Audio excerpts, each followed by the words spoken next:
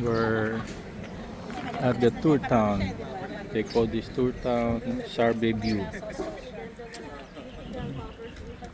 This is yung boundary between Malapatan at saka Sarangani.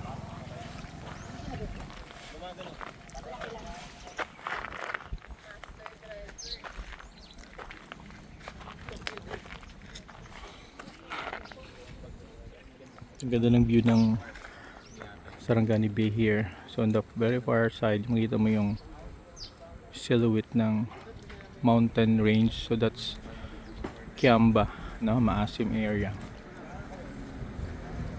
Then in this place kasi merong mga nagbebenta ng yung favorite namin, yung taho. And of course yung mga peanuts.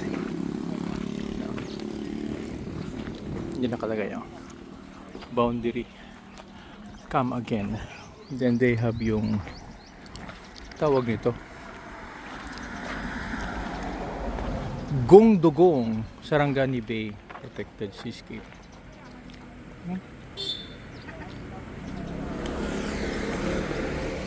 Uy, doon pala tayo magpa-picture, oh. Marker.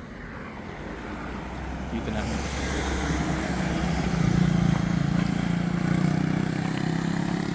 Magandang view to. Tour Town Gland. Stop over nga siya ng mga travelers. If you want to take a rest or have a very good view. Meron siyang elevated platform pero hindi na masyado use. Dito yung mga bakasyonista or guest.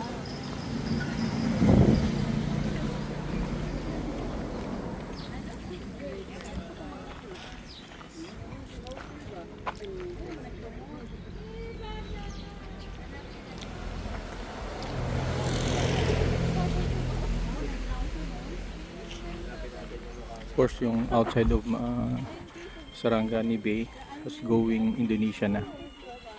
Anong tawag pa dyan? Huh?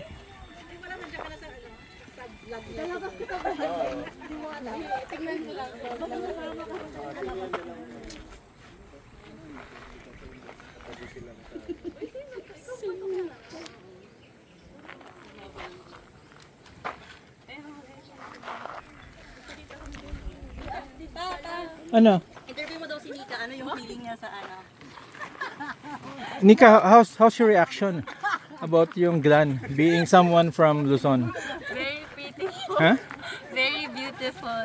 So, what about the food? Your impression? Masarap din po kahit hindi ko alam yung kinakain ko. So far, all the food that you have tasted, what's the best? Na Yung tuna pa nga. tuna pa nga, no? Opo.